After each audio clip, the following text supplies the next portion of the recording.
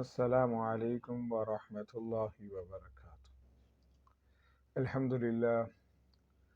للہ وکفی، الصلاة والسلام علی من لا نبی بعد، اما بعد فاعوذ باللہ من الشیطان الرجیم، بسم اللہ الرحمن الرحیم، کل نفس ذائقۃ الموت، صدق اللہ العلی العظیم۔ میرے عزیز سامعین کرام، اللہ جل جلالہ کی یہ جو عطا کردہ زندگی ہے، یہ بہت بڑی نعمت ہے،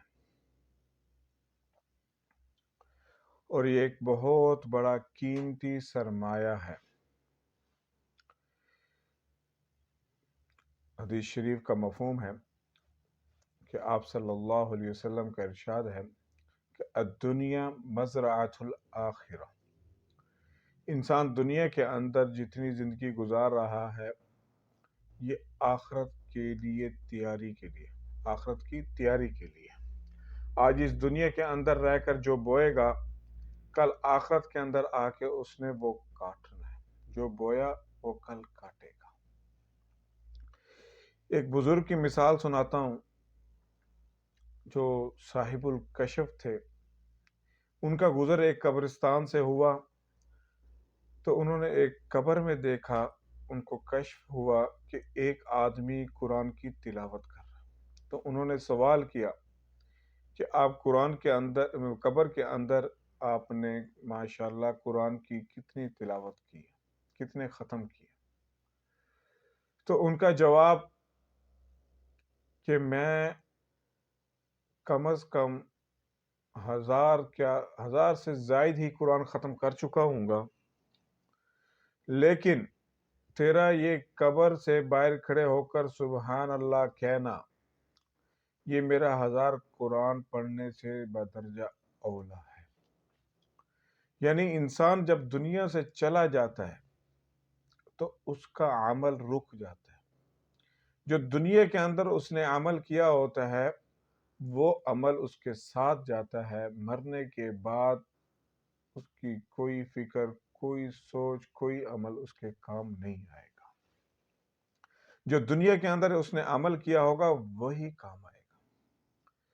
تو میرے بھی آج ہمیں دنیا کی کرنسی کا تو پتہ ہے کہ یہ روپے ہے، یہ ڈالر ہے، یہ درہم ہے، یہ دینار ہے، یہ پاؤنڈ ہے، مختلف دنیا کی کرنسی ہے۔ آج اس کی ویلیو کا پتہ ہے کہ یہ کرنسی ہمارے پاس اس قدر، اس مقدار میں آئے گی، ہمیں یہ فائدہ ملے گا، یہ اتنی مقدار میں آئے گی، اس کا یہ فائدہ ملے گا، اس ملک میں یہ کرنسی کارآمد ہے، اس ملک میں یہ کرنسی کارآمد ہے۔ پر میرے بھائی غافل اس سے ہیں کہ آخرت کی کرنسی کون سی ہے اس کے اکٹھے کرنے میں نہیں ہے۔ آج پاکستان کے لوگ سعودی عرب چلے جائیں تو ان کو فکر ہوتی ہے کہ میں کیسے اس کی جو کرنسی ریال ہے اس کو اکٹھا کر لوں، وہاں پہ زیادہ استعمال ہوتی ہے۔ دبئی چلے جائے تو ان کو فکر ہوتی ہے کہ میں درہم اکٹھے کر لوں۔ امریکہ چلے جائیں تو ان کو فکر ہوتی ہے میں ڈالر اکٹھے کر لوں۔ پتہ ہے کہ میں فلاں علاقے میں جا رہا ہوں تو وہاں کی کرنسی یہ ہے، وہاں پہ یہ کرنسی استعمال ہوگی، اس کا کوئی فائدہ نہیں پاکستانی روپے کا، یہ پاکستانی روپے میں جمع کروں گا، اس کے بدلے میں یہ کرنسی لوں گا تو آگے میں جا کے استعمال کر سکتا ہوں۔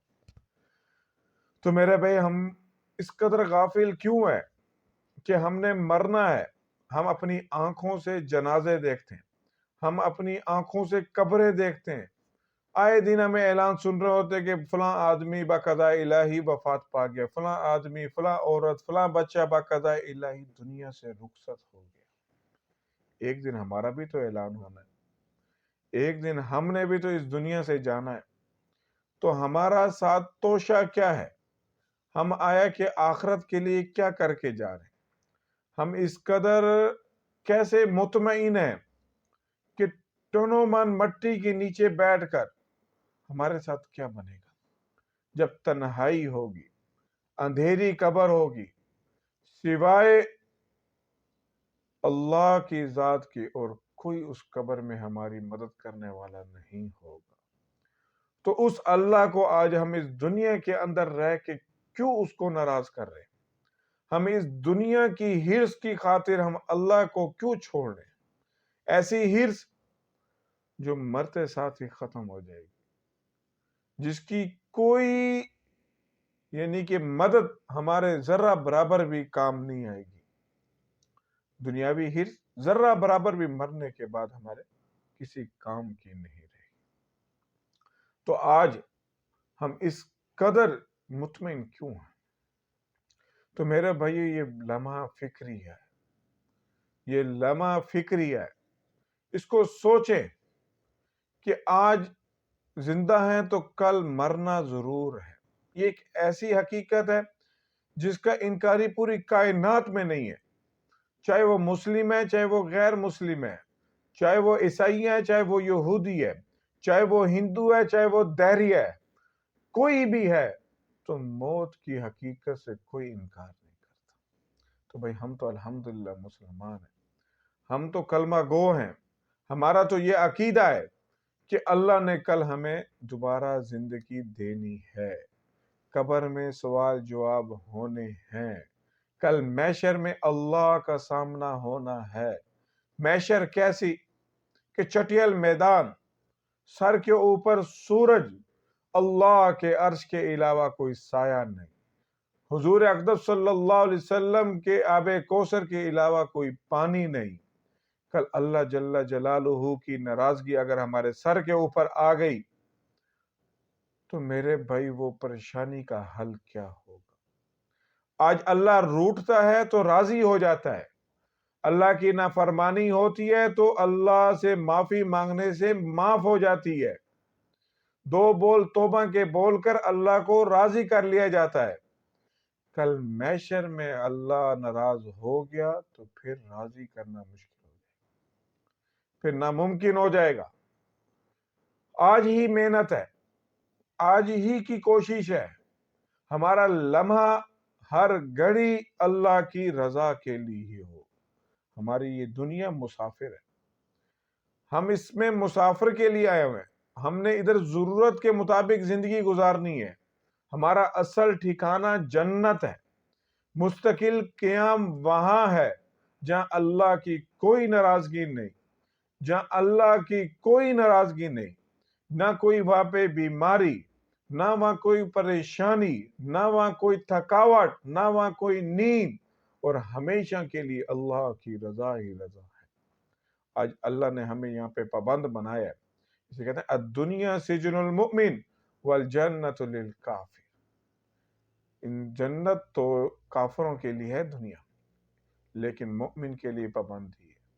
ہم ہر حکم کے اندر، ہر چیز کے اندر اللہ کے حکم کے پابند ہیں، ہم آزاد نہیں، ہم اللہ کے بدن کے اعتبار سے، ہر فعل کے اعتبار سے اللہ کے حکم کے پابند ہیں۔ تو میرے بھائی یہ لمحہ فکری ہے، ہم اس قدر مطمئن نہ رہیں۔ فَلْيَضْحَكُوا قَلِيلًا وَلْيَبْكُوا كَثِيرًا، قرآن نے کہا نا فَلْيَضْحَكُوا قَلِيلًا وَلْيَبْكُوا كَثِيرًا، تو روئیں زیادہ، اللہ سے معافی زیادہ مانگیں، ہنسنا کم ہو، اللہ سے معافی کی فکر زیادہ ہو، جس مرضی شعبے کے اندر ہوں تو اس میں غرض یہ ہو کہ ہم نے ضرورت دنیا کو پورا کرنا ہے اللہ کے حکم کے مطابق، لیکن ہمارا اصل ٹھکانہ جنت ہے، تو اس جنت کے لیے میں نے اس دنیا کے اندر رہ کے اللہ کے حکم کو زندہ کروں گا، اور اللہ کے حکم کو زندہ کر کے کل میں اپنی آخرت کو اچھا بناؤں گا۔ تو میرے بھائی حضور صلی اللہ علیہ وسلم کی مبارک زندگی اسی فکر کے اندر گزری، اسی کوڑن کے اندر گزری ہے کہ تم دنیا کو حقیقی ٹھکانہ سمجھ بیٹھے ہو، تم دنیا کو ہی مستقل قیام سمجھ بیٹھے ہو، حالانکہ تم اپنی آنکھوں سے دیکھ رہے ہو کہ ہمارا یہاں پہ ٹھہراؤ عارضی ہے، آگے کیا ہو رہا ہے؟ یہی تو بالغیب ہے نا، یؤمنون بالغیب، غیب پر ایمان رکھو۔ غیب ہے نا کہ قبر کے اندر حساب کتاب ہو رہا ہے، اگر اللہ قبر کے عذاب کھول دیتا، قبر کے سوال و جواب کو کھول دیتا تو کسی کو کسی رات میں نیند نہ آتی، جہنم کے عذاب کھول دیتا، دوزخ کی چیخوں کو کھول دیتا تو کسی کو بھی کسی رات میں نیند نہ آتی، پتہ چل جاتا کہ آگے کیا چیز ہے۔ تو میرے بھائی یہ غیب کے فیصلے ہیں۔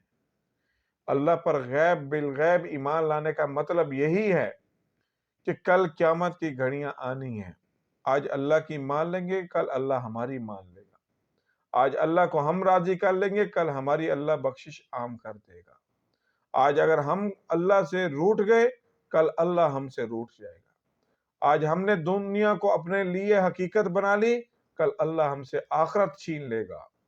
تو میرے بھائی کتنے گھاٹے کا سودا ہوگا کہ ایک عارضی قیام، گھٹیا دنیا، عارضی سامان، جس میں ایک لمحہ خوشی ہے تو دوسرے لمحہ غم بھی آتا ہے، جس میں ایک لمحہ صحت ہے تو دوسرے لمحے بیماری بھی آتی ہے. تو وہ آخرت جس میں نہ کوئی بیماری، نہ کوئی رنج، نہ کوئی پریشانی، ہم اس کو بیچ دیں گے دنیا کی خاطر. تو میرے بھی الدنیا سجن المؤمن والجنت للکافر، پابندی خانہ ہے.